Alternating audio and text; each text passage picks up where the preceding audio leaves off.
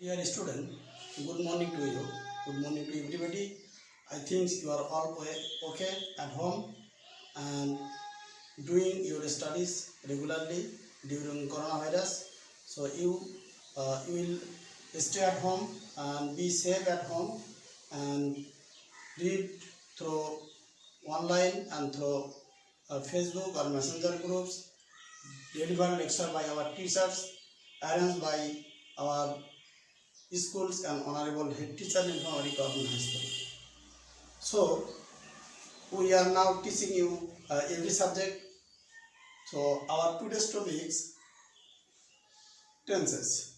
I am Mohammad Rafiul Islam, assistant teacher in English, Nilphamari Government High School. I am going to teach you today tenses. Tenses is very important topic. We know every grammatical items and grammatical terms and grammatical tests are related with tenses. And we know that sentence is closely related with the tense and subject because sentence, finite verb and subject. A sentence needs a finite verb and a subject. Again, finite verb plus subject equal to tense. So tense are closely related with sentences. Not only sentence, for every speaking and every tense are closely related with tenses. So our today's topic is tenses. Dear student, verb is the main source of tense. That means tense is of verb. শুধুমাত্র আমরা জানি শুধুমাত্র ভার্বেরই tense হয়. Where there is any verb, there must be any tense. Without tense, there not be any finite verb. It may be non-finite verb because for being a finite verb, there must have a subject and a tense. Finite verb অবশ্যই একটা subject থাকবে এবং একটা tense থাকবে. Tense এবং subject ছাড়া কোনো finite verb হতে পারে না, সেটা সেন্টেন্সে ব্যবহার হতে পারে না. এই জন্য আমাদের ভার্ব সম্পর্কে টেন্স বলতে গেলে আমাদের ভার্ব পড়া লাগবে. এবং ভার্বের যে ফর্ম আমরা জানি, আমরা সাধারণত গ্রামার বইগুলোতে পড়েছি যে ভার্বের তিনটা ফর্ম থাকে: present form, past form and past participle form. But for learning tense easily, if we want to learn tense easily and very technically, very shortly, then we should find out some shortcut ways. Tense কে খুব সংক্ষিপ্তভাবে শিখতে গেলে আমাদের কিছু shortcut way লাগবে. আর আমি যদি তোমাদেরকে এই শর্টকাট ওয়েতে টেন্সটা শিখাতে চাই, তাহলে আমাদের ভার্ব ফর্ম সম্পর্কে একটা ক্লিয়ার আইডিয়া থাকতে হবে. তো আমি খুঁজে বের করেছি সাধারণত ভার্ব ফর্মটা 6টা ফর্মে, মানে একটা ভার্ব মোটামুটি 6টা ফর্মে আসতে পারে. যেমন ধরো একটা বেস ফর্ম. বেস ফর্মটা কি? আমরা সাধারণত ভেরি কনফিউজ করি. We are very confused about base form and present form because base form most of the cases base form আর প্রেজেন্ট ফর্ম আর সেম. অধিকাংশ ক্ষেত্রে আমরা দেখি প্রেজেন্ট ফর্ম এবং বেস ফর্মটা একই রকম. এই জন্য আমরা কনফিউজ করে ফেলেছি আসলে কোনটা প্রেজেন্ট ফর্ম এবং কোনটা বেস ফর্ম. কিন্তু বেস ফর্ম এবং প্রেজেন্ট ফর্ম আসলে আলাদা আলাদা ফর্ম. বেস ফর্ম হচ্ছে কোনো ভার্বের মূল ফর্ম, ইনফিনিটিভ ফর্ম, যেটা কোনো টেন্সে ব্যবহার হয় না. যেমন আমরা যদি দেখি বিটা, এই বি ভার্বটা হচ্ছে আসলে বেস ফর্ম. তারপরে আছে বিকাম, এটা আমরা এখনো কোনো টেন্সে ব্যবহার করি নাই, এই জন্য এটাকে আমরা বলবো বেস ফর্ম. কোনো সাবজেক্টও নাই, এর কোনো সাবজেক্ট নাই, এর কোনো টেন্স নাই. এখন পর্যন্ত আমরা সাবজেক্ট চেঞ্জ করলে ভার্বের ফর্ম চেঞ্জ হয়, টেন্স চেঞ্জ করলে ভার্বের ফর্ম চেঞ্জ হয়. কিন্তু বেস ফর্মটা হলে যে উইদাউট চেঞ্জ, কোনো চেঞ্জ নাই, মূল যেটা ভার্বের মূল যেটা, সেটাকে আমরা বলবো বেস, ভিত্তি. সো দেন হ্যাভ ভার্ব, হ্যাভটা হচ্ছে মূল. গো যদি আমরা বলি, গোটা হচ্ছে এটা বেস ফর্ম. এখন আমরা যদি বলি প্রেজেন্ট ফর্ম, তাহলে এখানে আমরা পাবো যে প্রেজেন্ট ফর্ম আর বেস ফর্মের মধ্যে আসলে পার্থক্য আছে. যেমন বি প্রেজেন্ট ফর্মটা কি? বি প্রেজেন্ট ফর্ম কিন্তু am, is, are. Clear? Be present form আমরা কি পাই? এম, ইজ, আর. আবার যদি আমরা বিকাম দেখি, তাহলে বিকামের প্রেজেন্ট ফর্মটা কি? বিকামের প্রেজেন্ট ফর্ম একটা বিকাম.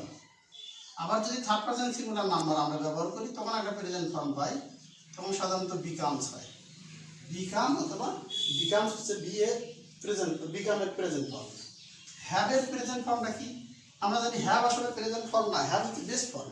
হ্যাভের প্রেজেন্ট ফর্ম হচ্ছে দুটাই, একটা হচ্ছে হ্যাভ আর একটা হচ্ছে হ্যাজ। এইখানে একটু বলে রাখি, আসলে হ্যাজ আলাদা কোনো ভাব না। আমরা জানি যে কোনো ভাব হলে, ভাব যদি মূল ভাব হয় সেটা প্রেজেন্ট ফর্ম থাকে, পাস্ট ফর্ম থাকে, আইএনজি ফর্ম থাকে, ফিউচার ফর্ম থাকে। কিন্তু হ্যাভের আসলে আমরা কোনো পাস্ট ফর্ম পাই না। হ্যাভের পাস্ট ফর্ম হচ্ছে হ্যাভ, কিন্তু হ্যাজের পাস্ট ফর্ম কি? তারপরে আমরা যদি বলি আইএনজি ফর্ম কি, কন্টিনিউয়াস ফর্ম আইএনজি ফর্ম হচ্ছে হ্যাভিং, কিন্তু হ্যাজের কোনো কিছুই নেই। তাহলে হ্যাজটা কোথা থেকে আসলো?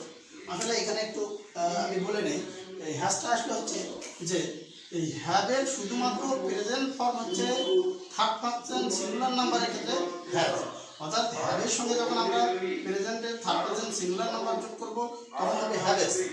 আর হ্যাভেসটাকে আমরা সহজ করার জন্য আমরা হ্যাজ করে দেবো। এই জন্য হ্যাজের কোনো পাস্ট ফর্ম নাই, পাস্ট পার্টিসিপল ফর্ম নাই, এর কোনো আইএনজি ফর্ম নাই। সো হ্যাভ অ্যান্ড হ্যাজ হচ্ছে হ্যাভের third person singular form has. Then আমরা যদি গো ধরি প্রেজেন্ট ফর্ম, তাহলে গোর প্রেজেন্ট ফর্মটা কি আসে? গোর প্রেজেন্ট ফর্মটা আসে গো একটা আর একটা গোস। ওকে, নাও পাস্ট ফর্ম। আমরা যদি পাস্ট ফর্ম ধরি, পাস্ট ফর্ম তাহলে আমরা কি পাই? অ্যামিজারের পাস্ট ফর্ম কি? অ্যামিজারের পাস্ট ফর্ম আমরা জানি ওয়াজ ওয়ার, নাকি? Was were. বিকামের পাস্ট ফর্ম আমরা জানি বিকেম। হ্যাজের পাস্ট ফর্ম হচ্ছে হ্যাভ, দুটোরই past form have. That means হ্যাভের পাস্ট ফর্ম হ্যাভ, কিন্তু হ্যাজের আসলে আলাদা পাস্ট ফর্ম না।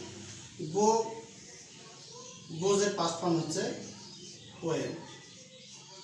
দেন আমরা আরেকটা ফর্ম পাই, সেটার নাম পিপি, পাস্ট পার্টিসিপল ফর্ম। পিপিতে আসে past participle form. Past participle form কি? বি পাস্ট পার্টিসিপল আমরা কি পাই? বি। বিকামের পাস্ট পার্টিসিপল ফর্ম ওই বিকাম, একই, এরকম চেঞ্জ নেই। হ্যাভের পাস্ট পার্টিসিপল ফর্ম হচ্ছে হ্যাভ, ওই একই। দেন গোর পাস্ট পার্টিসিপল ফর্মটা হচ্ছে গট। আমরা আর একটা পাস্ট ফর্ম পাই ভার্বের, সেটা হচ্ছে আইএনজি অথবা প্রোগ্রেসিভ ফর্ম। এটাকে আমরা বলবো progressive ING form or progressive form or ING form, progressive বা আইএনজি ফর্ম। আমরা জানি যে কন্টিনিউয়াস টেন্সগুলো আর একটা নাম হচ্ছে প্রোগ্রেসিভ টেন্স। অর্থাৎ কন্টিনিউয়াস টেন্সকে আমরা প্রোগ্রেসিভ টেন্সও বলতে পারি। কন্টিনিউয়াস তৈরি করতে আমাদেরকে আইএনজি যোগ করা লাগে। এই জন্য যে কোনো ভার্বের সঙ্গে যখন আমরা আইএনজি যোগ করবো তখন সেটাকে আমরা আইএনজি ফর্ম অথবা কন্টিনিউয়াস ফর্ম অথবা প্রোগ্রেসিভ ফর্ম বলতে পারি। আমরা পার্টিসিপল ফর্ম আর জেরান ফর্ম বলতে পারি, তখন পার্টিসিপল এবং জেরান আবার আলাদা, এই জন্য আমরা ওইদিকে যাবো না। তো আইএনজি ফর্ম আর প্রোগ্রেসিভ ফর্ম। তো এই বেস ফর্মের সঙ্গে, যে কোনো বেস ফর্মের সঙ্গে যদি আমরা আইএনজি যোগ করে দিই তখন সেটা হবে আইএনজি ফর্ম। যেমন বির সঙ্গে আইএনজি যোগ করলে হবে বিং, বিকামের সঙ্গে আইএনজি যোগ করলে হবে বিকামিং, হ্যাভের সঙ্গে আইএনজি যোগ করে, এইখানে কিন্তু হ্যাভের সঙ্গে হবে না, বেস ফর্মের সঙ্গে হবে, অতএব হ্যাভিং। গোর সঙ্গে আইএনজি যোগ করলে হবে গোয়িং। এটা হচ্ছে আইএনজি ফর্ম। আর একটা ফর্ম হতে পারে, সেটা আমরা আলাদাভাবে দেখতে পারি, আবার ফর্ম হিসাবে দেখতে পারি। যদি আমরা এটাকে ফিউচার করি, যে কোনো ফিউচার মানে হচ্ছে সেটা শ্যাল বা উইল থাকবে। আমরা সাধারণত জানি যে ফিউচারের সঙ্গে শ্যাল উইল যোগ হয়। শ্যাল উইল যোগ হওয়ার একটা কারণ আছে, যে ফিউচার টেন্সটা সাধারণত ব বে বা অর্থ দেয়, ব বে বা। এখন এই ব বে বা হচ্ছে একটা আসলে প্রত্যয়, এটাকে আমরা ইংলিশে যেটাকে সাফিক্স বা সাফিক্স বলি। তো ঠিক ইংলিশে এরকম একটা শ্যাল উইল ব্যবহার হয়, উইল অথবা শ্যাল। এই উইল শ্যালের আলাদা অর্থ যদি আমরা ধরি তাহলে কিন্তু ব বে বাই আসে। এই জন্য যদি আমরা বেস ফর্ম বলি বি যদি আমাদের বেস ফর্ম হয়, তাহলে আমাদের ফিউচার ফর্ম কি হবে? ফিউচার ফর্ম হচ্ছে বি যদি আমাদের বেস ফর্ম হয়, তাহলে এটা ফিউচার ফর্ম আমরা শ্যাল উইল যদি যোগ করে দিই, উইল অথবা শ্যাল যদি আমরা যোগ করি, বি উইল বা শ্যাল আমরা যদি গো বলি বা হ্যাভ বলি বা বিকাম বলি, আমরা যাই বলি না কেন, সামনে যদি শ্যাল বা উইল থাকে তাহলে সেটা আমরা বলবো ফিউচার। অর্থাৎ যে কোনো ফিউচারের সঙ্গে আমরা শ্যাল উইল যোগ করতে পারি। এই সব মিলিয়ে আমরা মোটামুটি ভার্বের 6টা ফর্ম পাইলাম। আমাদের টেন্স খুব সহজে বোঝার জন্য, যদি আমরা খুব টেকনিক্যালি শর্ট টাইমের মধ্যে টেন্স শিখতে যাই, তাহলে আমাদের এই ভার্ব ফর্মগুলো সম্পর্কে একটা আইডিয়া থাকা লাগবে। ফার্স্ট টেন্স আমরা পাই, আমরা এতদিন সাধারণত বইয়ে পড়ে এসেছি টেন্স তিন প্রকার, present, past and future. Then present tense again four kinds, simple or indefinite, then continuous, perfect and perfect continuous. Then past also four kinds, future also four kinds. But these need a lot of things, a lot of structure and a lot of information. আমাদের অনেকগুলো তথ্য লাগে, structure আমাদের পড়া লাগে। যদি আমরা একটু শর্টকাট করতে যাই তাহলে আমাদেরকে একটু অন্যভাবে আসতে হবে। আমরা একটু শর্টকাট হতে চাই দেখি। মূলত টেন্স হচ্ছে তিনটা, একটা সিম্পল আর ইনডিফিনাইট, দেন কন্টিনিউয়াস আর প্রোগ্রেসিভ অ্যান্ড পারফেক্ট, এই তিনটা টেন্স। তো এই তিনটা টেন্সের মধ্যে সাধারণত কন্টিনিউয়াস আর পারফেক্ট দুটো মিলিয়ে আর একটা পারফেক্ট কন্টিনিউয়াস, অর্থাৎ মূলত টেন্স আমরা কিন্তু তিনটাই পাচ্ছি, একটা সিম্পল পাচ্ছি, একটা কন্টিনিউয়াস পাচ্ছি, একটা পারফেক্ট পাচ্ছি। এখন আমরা কন্টিনিউয়াস এবং পারফেক্ট মিলিয়ে আমরা গঠন করলাম পারফেক্ট কন্টিনিউয়াস। অর্থাৎ পারফেক্ট কন্টিনিউয়াস টেন্সটাতে কন্টিনিউয়াস টেন্সেরও বৈশিষ্ট্য থাকে এবং পারফেক্ট টেন্সের বৈশিষ্ট্যও থাকে, এই জন্য দুটো মিলিয়েই কিন্তু এখানে পারফেক্ট কন্টিনিউয়াস। এখন আমাদের কাছে চারটা পাইলাম আমরা, simple, continuous, perfect and perfect continuous. তো এই এতদিন আমরা পড়েছি টেন্স আসলে এইভাবে লম্বা আমরা পড়েছি, এই দিক থেকে প্রেজেন্ট পড়েছি, দেন পাস্ট পড়েছি, দেন ফিউচার পড়েছি। এখন আমরা একটু শর্টকাট হতে যাই দেখি।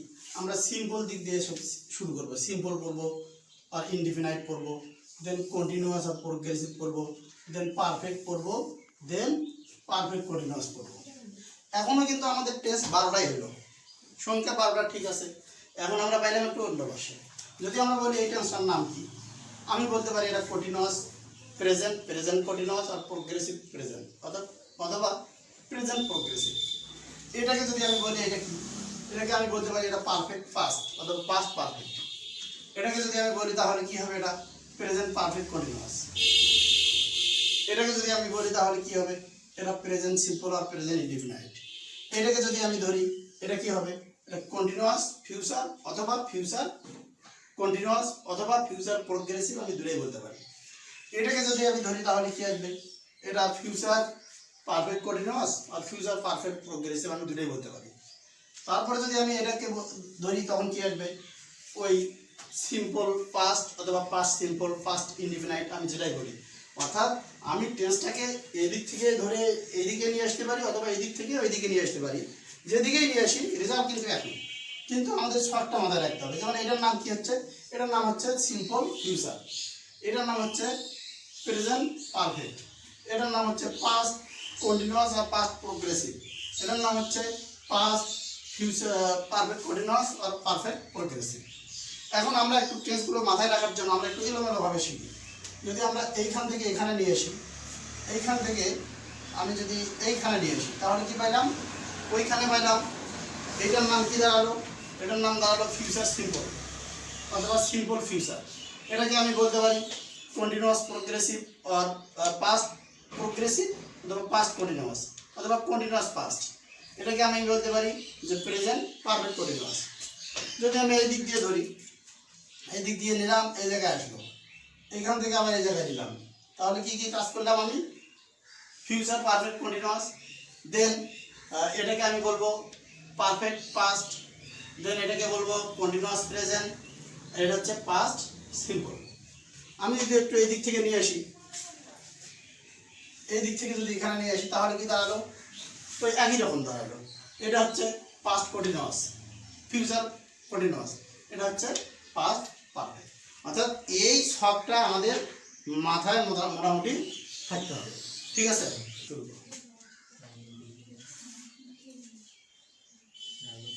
সিম্পল আর ইনডিফিনিট টেন্সের স্ট্রাকচারটা হচ্ছে subject plus verb plus others. অর্থাৎ আমরা যে কোনো সিম্পল টেন্স গঠন করতে পারবো, একটা সাবজেক্ট নেব, একটা ভার্ব নেব, দেন আদার্স নেব। আদার্স বলতে এখানে অবজেক্ট হতে পারে, অ্যাডভার্ব হতে পারে, কমপ্লিমেন্ট হতে পারে। অর্থাৎ ভার্ব ট্রানজিটিভ হলে সেখানে অবজেক্ট থাকবে, ইনট্রানজিটিভ হলে সেখানে অবজেক্ট থাকবে না, অ্যাডভার্ব থাকতে পারে, দেন লিঙ্কিং ভার্ব হলে সেখানে কমপ্লিমেন্ট থাকতে পারে। এই জন্য এটা আমরা আদার বলবো। আমরা আগেও বলেছি, আবারও বলবো যে ভার্ব মূলত নির্ভর করবে টেন্সের সাথে সম্পর্ক হচ্ছে ভার্বের। সুতরাং কোনটা কোন টেন্স এটা নির্ভর করবে টোটালি হচ্ছে এই ভার্বটার উপর। এখন যদি আমি সিম্পল আর ইন্ডিপেন্ডেন্ট টেন্সের স্ট্রাকচারটা আছে সাবজেক্ট প্লাস ভার্ব প্লাস আদার। অর্থাৎ এখানে আমি যে কোনো সিম্পল টেন্স গঠন করবো, একটা সাবজেক্ট নেবো, ভার্ব নেবো, আদার্স নেবো। এখন সাবজেক্ট আমি একটা নেই, আই নিলাম। এখন আমি ভার্বটা যে কোনো ভার্ব নিতে পারি। নিলাম প্লে, ধরো প্লে নিলাম। তারপরে নিলাম ধরো ফুটবল। এখন এই প্লেটা কোন ফর্মে আছে আমাদেরকে দেখতে হবে যে ভার্বটা, মূল যে ভার্বটা কোন ফর্মে। এটা যদি আমরা দেখি, আমরা ভার্ব ফর্ম আগেই পড়েছি যে 6টা ফর্ম হতে পারে। প্লেটা সাধারণত প্রেজেন্ট ফর্মে আছে, সুতরাং এটা হয়ে গেল প্রেজেন্ট সিম্পল আর প্রেজেন্ট ইনডিফিনিট। এখানে যদি আমি সাবজেক্টটা চেঞ্জ করে দিই, হি বা সি দেই, তখন এখানে কি হবে, প্লেস হবে। এখানে প্লেসটাও যেহেতু প্রেজেন্ট, অতএব এটাকে আমরা বলবো প্রেজেন্ট সিম্পল। এখন এইখানে সাবজেক্টটা চেঞ্জ করার সবই ঠিক থাকবে, শুধু আমরা ভার্বটাকে যদি পাস্ট টেন্স করে দিই, এই ভার্বটাকে আমি পাস্ট টেন্স দিলাম। সো ভার্বটাকে যদি আমরা পাস্ট টেন্স নেই, then it will be past simple. বাকি সব ঠিক থাকবে, অর্থাৎ সাবজেক্ট ঠিক থাকবে, অবজেক্ট বা আদার্স অ্যাডভার্ব সব ঠিক থাকবে, শুধু আমরা ভার্ব ফর্মটা চেঞ্জ করবো, টেন্স চেঞ্জ হয়ে যাবে। তারপরে যদি এটাকে আমরা ফিউচার করি, তখন কী হবে, ফিউচার করলে আমরা এই মূল ভার্বটা ফিউচার ফর্ম, অর্থাৎ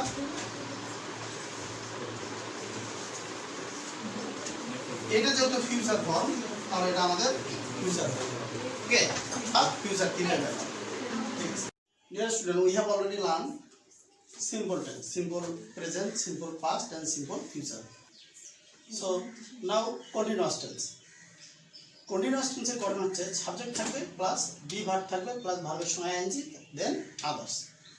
এখানে যেহেতু ভার্বের সঙ্গে আইএনজি, কন্টিনিউয়াস মানেই ভার্বের সঙ্গে আইএনজি, অর্থাৎ সবসময়ের জন্য ভার্বের সঙ্গে আইএনজি করবে।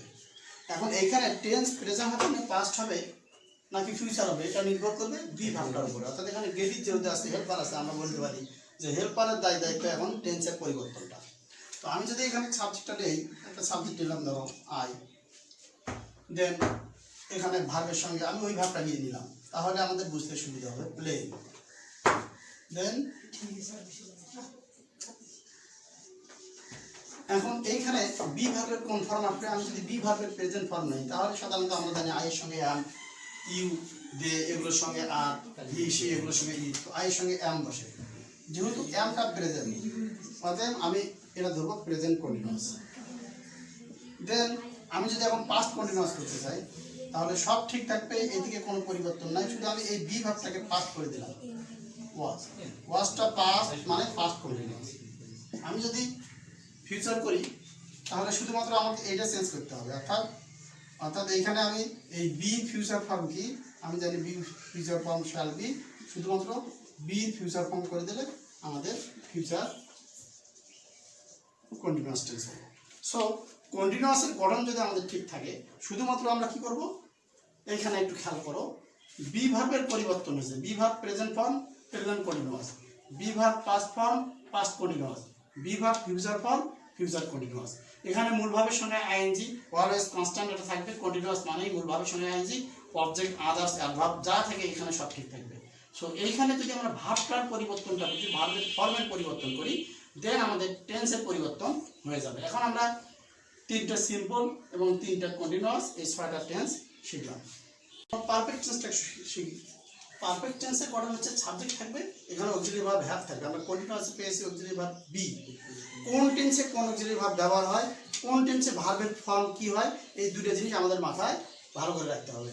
সো এখানে পারফেক্ট টেন্সে অক্সিলারি ভার্ব হ্যাভ থাকে, মূল ভাবটা হ্যাভের কারণে মূল ভাবটা সবসময়ের জন্য পাস্ট পার্টিসিপল থাকবে। মনে রাখতে হবে যে perfect tense, present perfect, past perfect বা ফিউচার পারফেক্ট, যে কোনো পারফেক্ট টেন্সে মূল ভাব সবসময় পাস্ট পার্টিসিপল থাকবে, এবং তিনটাতেই অবশ্যই হ্যাভ অক্সিলারি ভাব হিসাবে থাকবে, দেন আদার্স। এখন এখানে একই রকম সমস্যা আমাদের কাজ করবে, যে আমার সাবজেক্ট হ্যাভ, ভার্বের পাস্ট পার্টিসিপল, আদার্স। এখন যদি আমরা ধরি যে এইখানে আমরা ওই আগের মতো একটা সাবজেক্ট নিলাম, আই নিলাম, এখানে তাহলে আইয়ের পরিবর্তে কী করবে, আইয়ের পরে আমরা জানি হ্যাভের ফর্ম হ্যাভই বসে, প্রেজেন্ট ফর্মটা, ভার্বের পাস্ট পার্টিসিপল হচ্ছে প্লেড। এখন বাকি অংশ ঠিক থাকবে। সো এইখানে হ্যাভটা যেহেতু প্রেজেন্ট, অতএব এটা প্রেজেন্ট পারফেক্ট। এখানে যদি আমি সাবজেক্টটা একটু চেঞ্জ করি হি বা সি নেই, তখন বুঝাই দিচ্ছে এইটা কি হবে, তখন যে এখানে হ্যাভের third person singular number has হবে, ভার্ব পেলে ঠিক থাকবে, বাকি অংশ ঠিক থাকবে। এখন এটাকে যদি আমি পাস্ট করতে চাই, শুধুমাত্র এইখানে আমি হ্যাড করে দেব, বাকি সব ঠিক রাখবো, আমাদের এটা পাস্ট পারফেক্ট হয়ে যাবে। আমি যদি এটা ফিউচার করতে চাই তখন এখানে কি হবে, এই হ্যাভের ফিউচার ফর্ম কি আমরা জানি, হ্যাভের ফিউচার ফর্ম শ্যাল উইল এর সঙ্গে হ্যাভ, তারপরে মূল ভার্ব পাস্ট পার্টিসিপল, বাকি অংশ ঠিক থাকবে। এখন আমরা আবার তিনটা টেন্স পেয়ে গেলাম, যে এখানে প্রেজেন্ট পারফেক্ট শুধু ভার্বের হ্যাভ ভার্বের প্রেজেন্ট ফর্ম, পাস্ট ভার্বের হ্যাভ ভার্বের পাস্ট ফর্ম, ফিউচার পারফেক্ট হ্যাভের ফিউচার ফর্ম, মূল ভার্ব অলওয়েজ পাস্ট পার্টিসিপল, বাকি আদার্স অ্যান্ড সাবজেক্ট সব ঠিক থাকবে। এই পারফেক্ট কন্টিনিউয়াসটা, পারফেক্ট কন্টিনিউয়াসে আমাদের মনে রাখতে হবে যে এই টেন্সটাতে কিন্তু কন্টিনিউয়াস আছে, পারফেক্ট আছে, অর্থাৎ দুটা টেন্স মিলিয়ে পারফেক্ট কন্টিনিউয়াস। অতএব in structure there also be two sign of two senses like have and be and verb plus ing। এখানে verb plus ing-টাকে দিয়ে আমরা কন্টিনিউয়াস বোঝাচ্ছি, হ্যাভ থাকার কারণে একটু আমরা পারফেক্ট বুঝাচ্ছি। সো এখানে হ্যাভ আছে, ভার্বের সঙ্গে আইএনজি আছে, অর্থাৎ এখানে পারফেক্ট এবং কন্টিনিউয়াস দুটা টেন্সের বৈশিষ্ট্যই বিদ্যমান আছে।